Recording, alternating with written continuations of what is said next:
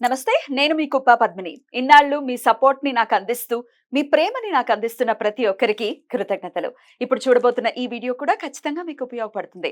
Like, share and subscribe చేసి మీ ఇష్టాన్ని, అలాగే మీ సపోర్ట్‌ని నాకందించండి. అలాగే ఈ వీడియో పట్ల మీ అభిప్రాయాన్ని కామెంట్ సెక్షన్‌లో కామెంట్ చేసి నాకు తెలియజేయండి. నమస్తే. నమస్కారం. రేపటి విశిష్టతని ఒకసారి చూద్దాం. రేపు 18వ తారీఖు సెప్టెంబర్ నెల 2024వ సంవత్సరం బుధవారం. శ్రీ క్రోధినామ సంవత్సరం దక్షిణాయనం వర్ష ఋతువు. రేపు భాద్రపద మాస శుక్లపక్ష పూర్ణిమ తిథి పగలు 8:04 వరకు, తదుపరి భాద్రపద బహుళపక్ష పాడ్యమి తిథి రాత్రి 4:19 వరకు, పూర్వభాద్ర నక్షత్రం పగలు 11 గంటల వరకు, తదుపరి ఉత్తరాభాద్ర నక్షత్రం. గండ యోగం రాత్రి 11:29 వరకు, తదుపరి వృద్ధి యోగం. భవకరణం ఉదయం 8:04 వరకు, బాలవకరణం సాయంత్రం 6:11 వరకు, కౌలవకరణం రాత్రి తెల్లవారుజామున 4:19 వరకు ఉంటాయి. నక్షత్ర వర్జం సాయంత్రం 7:26 నుండి 8:50 వరకు. అమృతకాలం రాత్రి 3:51 నుండి 5:15 వరకు. హైదరాబాద్ ప్రాంతం వారికి రేపు సూర్యోదయం ఉదయం 6:05 సూర్యాస్తమయం సాయంత్రం 6:16 చంద్రోదయం సాయంత్రం 6:33 చంద్రాస్తమయం లేదు. అభిజిత్ ముహూర్తం లేదు. దుర్ముహూర్తం ఉదయం 11:46 నుండి మధ్యాహ్నం 12:34 వరకు. రాహుకాలం మధ్యాహ్నం 12:10 నుండి 1:41 వరకు. గుళిక కాలం ఉదయం 10:39 నుండి 12:10 వరకు.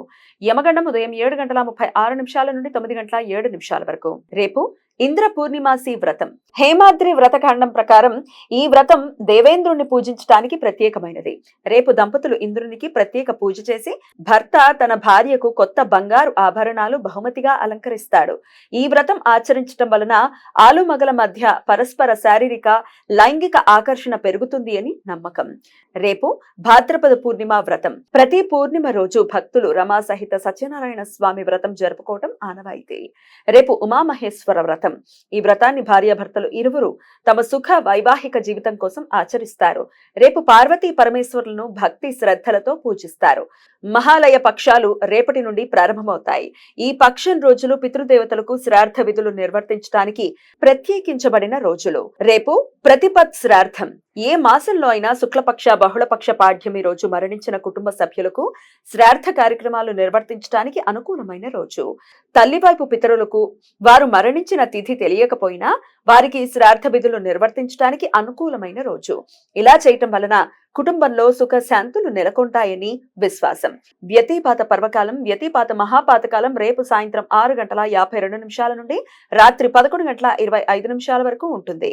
రవిచంద్ర గ్రహాల మధ్య పారలల్ ఆస్పెక్ట్. రవిచంద్ర గ్రహ క్రాంతులు ఉత్తరం వైపు ఒకే 1:29 చేరుకోవడంతో రేపు రాత్రి 9:42 ఇది ఏర్పడుతుంది.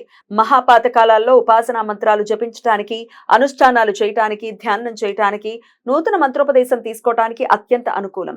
ఈ సమయంలో చేసే అనుష్ఠానాలు, ఉపాసనా మంత్ర జపాలు లక్షల సూర్యగ్రహణాల సమయంలో ఆచరించినంత ఫలితాన్ని ఇస్తాయి. ఈ సమయం శుభకార్యాలకు అనుకూలం కాదు. వైష్ణవ సాంప్రదాయం ప్రకారం రేపు ఇష్టి. ఇవాళ అన్వాదానం రోజు ఉపవాసం ఉండి రేపు యజ్ఞం చేస్తారు. మనకు కనిపించని అంటే భారతదేశంలో కనిపించని పాక్షిక చంద్రగ్రహణం రేపు ఉదయం 7:44 నుండి 8:46 మధ్యకాలంలో ఏర్పడుతుంది. ఈ గ్రహణం అమెరికా, అంటార్క్టికా, ఆఫ్రికా, ఐరోపా, పశ్చిమ ఆసియా, ఆగ్నేయ రష్యా దేశాలలో ఈ గ్రహణం కనపడుతుంది. మనకు అంటే భారతదేశంలో కనిపించని గ్రహణం కాబట్టి ఎటువంటి గ్రహణ విధులు ఆచరించవలసిన అవసరం లేదు. ఈ సమాచారాన్ని మనకు అందించిన వారు మేడికొండూరు విశ్వనాథ్ ప్రసాద్ గారు. ఆయనకు కృతజ్ఞతల్ని తెలియజేస్తూ నారాయణ స్మరణతో సమస్త సన్మంగళాని భవంతు. నమస్కారం.